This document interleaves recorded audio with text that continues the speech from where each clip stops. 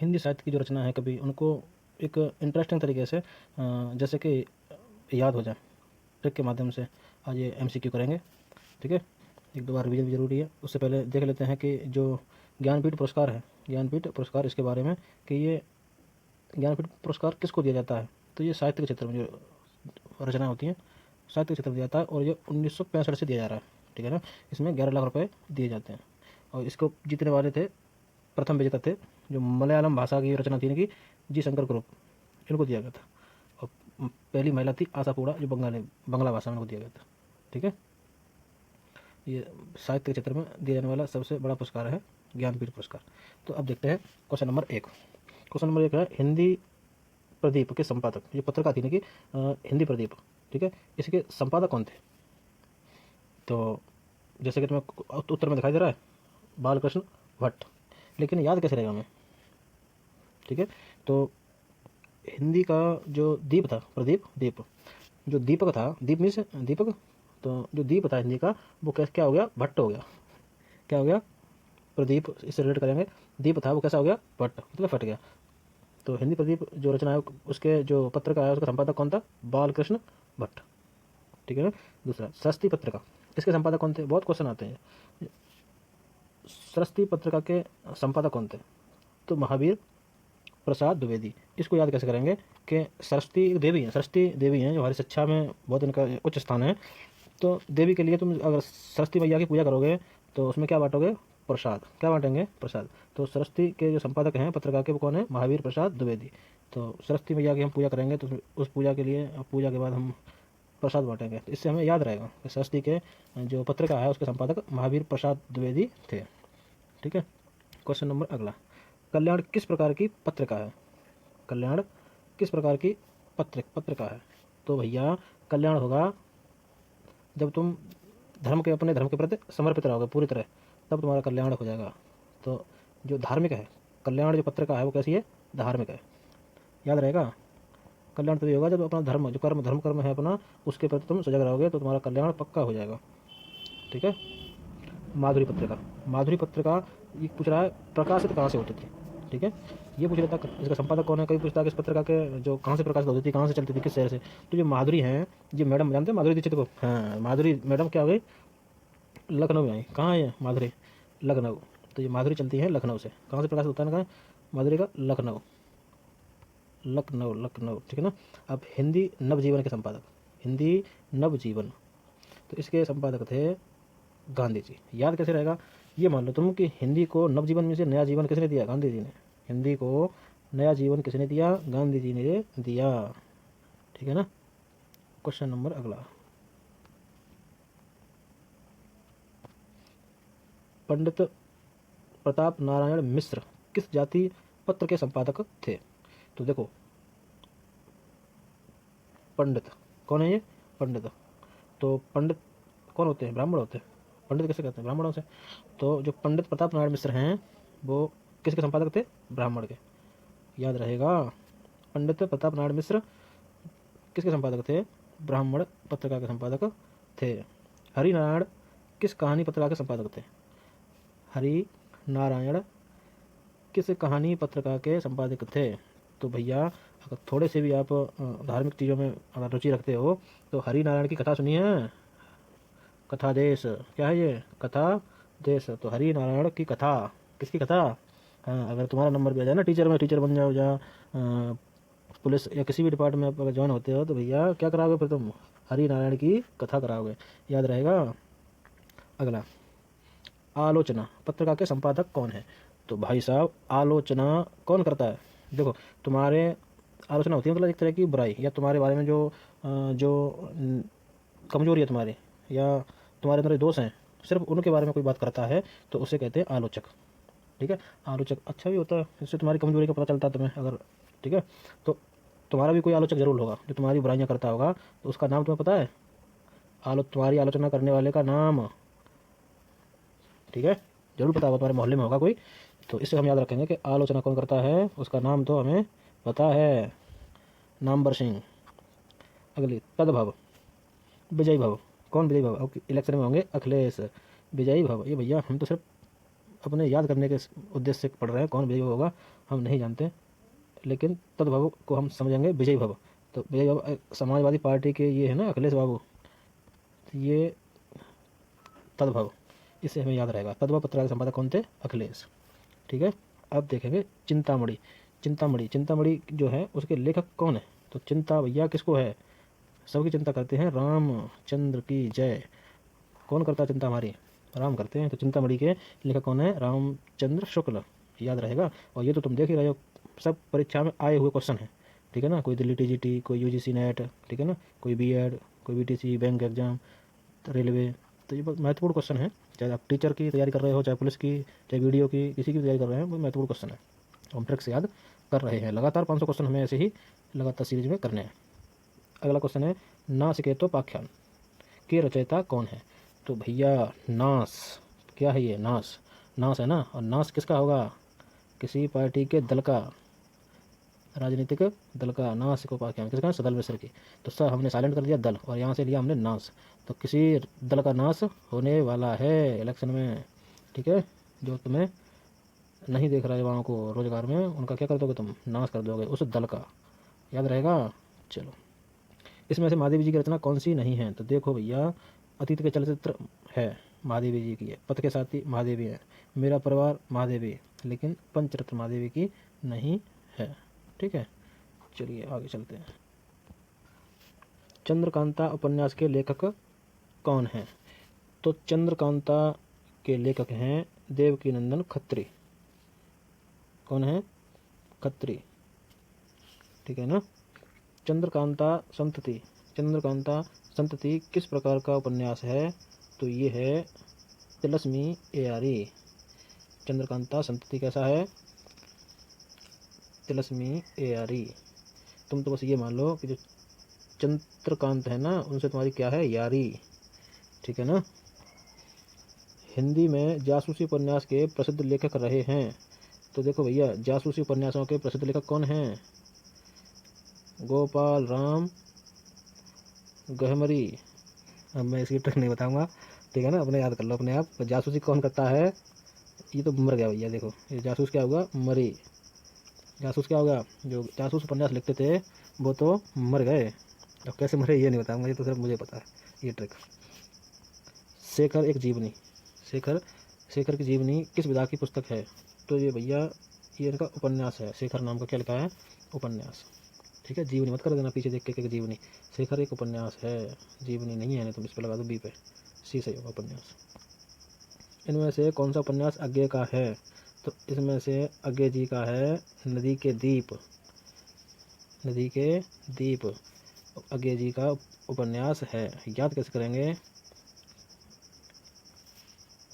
नदी के दीप कैसे हैं? नदी के दीप कैसे? अज्ञात, अज्ञे से अज्ञात, नदी के दीप अज्ञात। मतलब तुम कहीं गए घूमने नदी में, और तुम किसी नदी में बीच में था एक द्वीप, उस पर पहुंच गए। वो द्वीप कैसा था? अज्ञात। पहली बार तुमने देखा था वो नदी का द्वीप जो अज्ञात था, उसका तुम्हें ज्ञान नहीं था पहले। अपने अपने अजनबी उपन्यास के लेखक कौन है? तो भैया अजनबी मतलब अज्ञात, अजनबी जिन्हें हम नहीं जानते, ऐसे लोगों को कहते हैं अजनबियों को अज्ञात। मतलब ये अज्ञे जी का है, अपने अपने अज्ञात, अपने अपने अजनबी, ठीक है। सेवा सदन फेमस है, तुम जानते हो, प्रेमचंद जी की है, गोदान गवन सेवा सदन, ठीक है। अगला, इनमें से कौन सा उपन्यास प्रेमचंद का नहीं है? तो गोदान है, निर्मला है, और गवन भी है, नूरजहां नहीं है, ये वाला सही होगा। आगे, प्रेमचंद के किस उपन्यास के कृषक जीवन की समस्या है? तो भैया जो गोदान है ना, इसमें किसान के बारे में प्रेमचंद जी ने लिखा हुआ है, और नारी के बारे में निर्मला में लिखा हुआ है। अगला, इनमें से कौन मनोवैज्ञानिक उपन्यासकार नहीं है? तो इनमें से जो मनोवैज्ञानिक हैं वो वृंदावन लाल वर्मा जी नहीं हैं, ये वाला सही हो जाएगा। कौन मनोवैज्ञानिक उपन्यासकार नहीं है? वृंदावन लाल वर्मा, ठीक है ना। ऐसे तुम करोगे कि भैया जो वृंदावन है ना, वृंदावन में, वृंदावन एक धार्मिक शहर है। ये कहें कि वृंदावन कैसा है?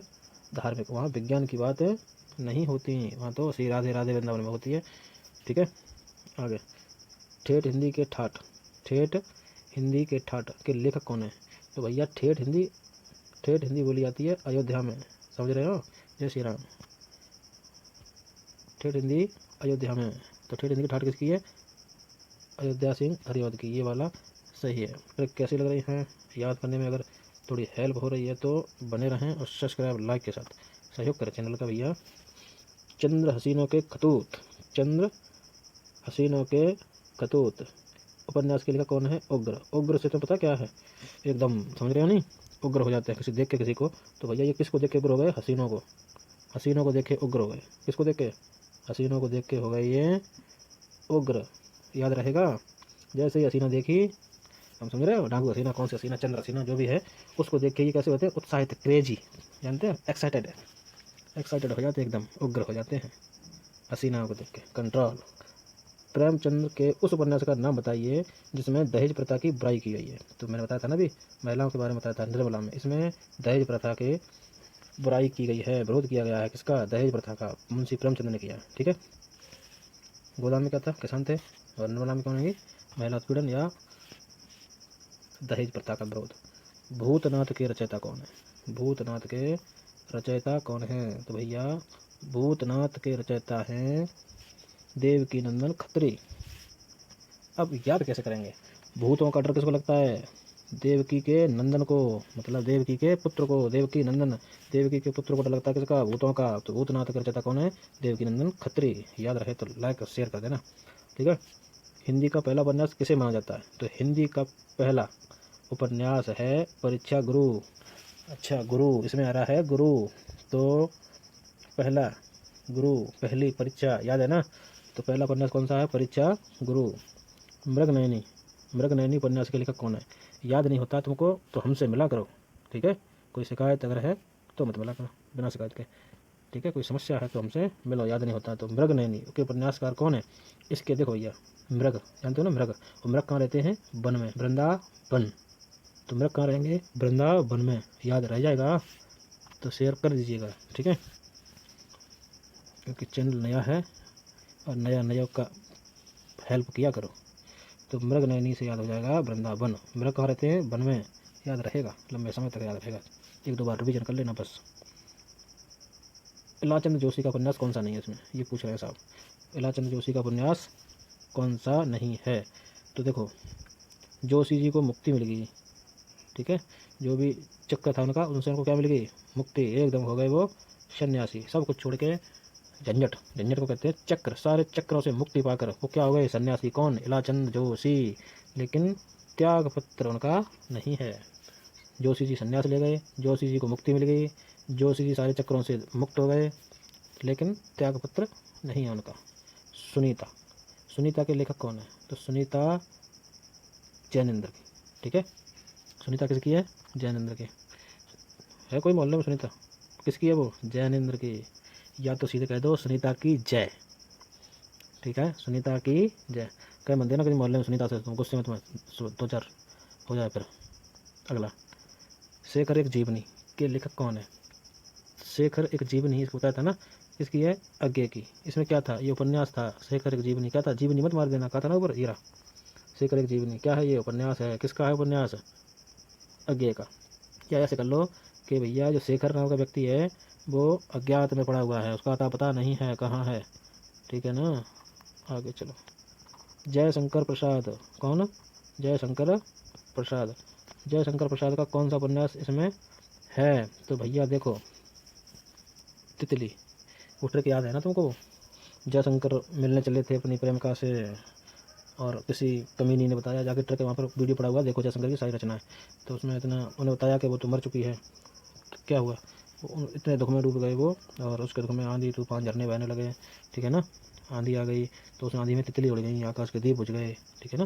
तो जयशंकर प्रसाद की कौन सी है? तितली है, ठीक है। वो ट्रिक जयशंकर की सारी रचना है, उसका वीडियो पड़ा हुआ है, उसको देखना चाहिए। त्याग पत्र उपन्यास के लेखक कौन है? तो त्याग पत्र है जैनेन्द्र का। जैनेन्द्र ने क्या दे दिया? त्याग पत्र। मुझे कैसे याद है? मेरा है जय बाबू, जय है मेरा, और जय ने दे दिया त्याग पत्र। किससे? किससे त्याग पत्र दिया जय ने, ठीक है ना। तो त्याग पत्र किसकी है? जैनेन्द्र की। झूठा सच, यस, बिल्कुल पकड़े गए। झूठा सच बोला है किसने? यस, हाँ, झूठा सच तुमने बोला है, हाँ, यस माने हाँ, तुमने झूठा सच बोला है, यस। यस यस, याद रहेगा। बाण भट्ट की आत्मकथा, ये क्या है? उपन्यास है। क्या है ये? बाण भट्ट की आत्मकथा पुस्तक है, वो कैसी है? उपन्यास। इनमें से हजारी प्रसाद द्विवेदी का उपन्यास कौन सा है? तितली कौन की है? जयशंकर की। सुनीता किसकी है? जय, सुनीता की जय। याद आ रहा है कुछ? और ये सन्यासी कौन हो गए? कुछ समझ में आ रहा नहीं? अब कौन बची? यही बची ना, पुनर्वा। तो हजारी की कौन सी है? पुनर्वा। हजारी प्रसाद द्विवेदी की पुनर्वा। याद कैसे करोगे तुम? पुनः पुनः मतलब बार बार। क्या ले रहे हो? प्रसाद। हजारी प्रसाद क्या? पुनः पुनः, हजार बार ले चुके तुम। क्या? बार बार, हजार बार। पुनर्माने बार बार, हजार बार। क्या ले चुके तुम? प्रसाद। अगला, वैशाली की नगर वधू किसका उपन्यास है? तो वैशाली की नगर वधू, ये उपन्यास किसका है? तो ये उपन्यास है भैया चतुरसेन का। ये शास्त्री है ना। अब देखो, जो बहू उनकी आती है, जो चतुर चालाक होते हैं, जो चतुर होते हैं, उनकी क्या आती है? वधू। नगर में उनकी वधू, बहू किसकी आती है? चतुरसेन की। या वैशाली है ना, जो बहू है वैशाली, वो किसकी है? चतुरसेन की। वैशाली जो बीवी है वो किसकी है? चतुर की, चतुरसेन की। या बहू किसकी आती है? बहू मिलती है भैया चतुर चालाक जो होते हैं ना उनको, गधाओं को नहीं मिलती बहू। ठीक है, पढ़ते ही नहीं है। हिंदी के सुप्रसिद्ध आंचलिक उपन्यासकार कौन से हैं? तो ये हैं रेणु, फणीश्वर नाथ रेणु। अगला, मैला आंचल किसकी है? इन्हीं की है, रेणु की। मैला आंचल किसका है? रेणु का। मैला माने गंदा, मैला आंचल कहते हैं। एक तो वो आंचल मैला में कहते हैं, और उसका जो मैला का जो पल्लू होता है ना, उसको कहते हैं आंचल। पल्लू या दुपट्टा होता है, उसको कहते हैं आंचल। ठीक है, तो मैला आंचल, या मैला किसका है दुपट्टा? रेणु का। ठीक है ना, मैला आंचल किसका है? रेणु का। तुम मत कहना किसी से कि रेणु तेरा मैला आंचल है।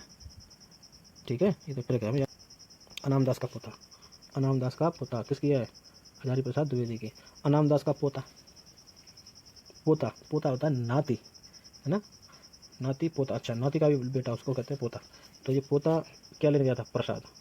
और प्रसाद कितनी बार ले चुका है? 1000 बार ले चुका प्रसाद। कौन? अनाम दास का। माने नहीं नाम, इसका कोई नाम नहीं है ना। उसका जो नाती पोते हैं वो 1000 बार प्रसाद ले चुके हैं। ठीक है, गुनाहों का देवता, ये तो तुम्हें याद ही होगा, धर्मवीर भारती। जो सारे देवता हैं वो कहाँ रहते हैं? भारत में। सारे देवता कहाँ रहते हैं? भारत में। याद रहेगा। सारा आकाश, ये लेखक इसके सारा आकाश के लेखक कौन है? इसके लेखक हैं यादव जी। कौन है यादव जी? भैया राजेंद्र, राजेंद्र यादव। सारा आकाश। ठीक है ना, इसको याद कैसे करेंगे कि जो आकाश है वो कैसा है? यादव है। आकाश, आकाश सारा यादव, आकाश यादव। ठीक है ना। शिव प्रसाद सिंह, इनका उपन्यास कौन सा है? तो औरत। कौन सा? औरत जो है, ये उपन्यास है शिव प्रसाद का। याद हो जाएगा। औरत जो उपन्यास है वो शिव प्रसाद सिंह का है। अंधेरे बंद कमरे में, क्या हो गया भैया? अंधेरे बंद कमरे में किसका उपन्यास है? तो ये अंधेरे बंद कमरे में, ये थे दो लफंगे, इनका नाम है मोहन राकेश। मोहन एक ही नाम है ये, मोहन राकेश, लेकिन तुम इन्हें दो मान लो। ये दोनों लफंडरे थे एक बंद कमरे में, अंधेरे कमरे में, पता नहीं क्या कर रहे थे। याद आ जाएगा। अंधेरे बंद कमरे में उपन्यास किसका है? मोहन राकेश का। देखो, एक तो कोई होगा नहीं बंद कमरे में अंधेरे में, ये दोनों थे, मोहन था और राकेश था। कहाँ थे? अंधेरे बंद कमरे में।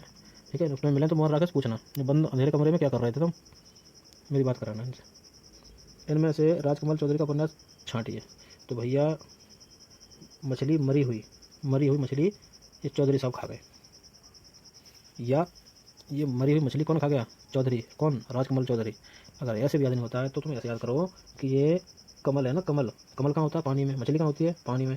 तो ये मछली जो मर गई थी वो आके कमल के फूल पे पड़ी हुई थी। कहाँ पड़ी देखी तुमने? ये कमल के फूल पे मरी हुई मछली पड़ी देखी। ठीक है ना।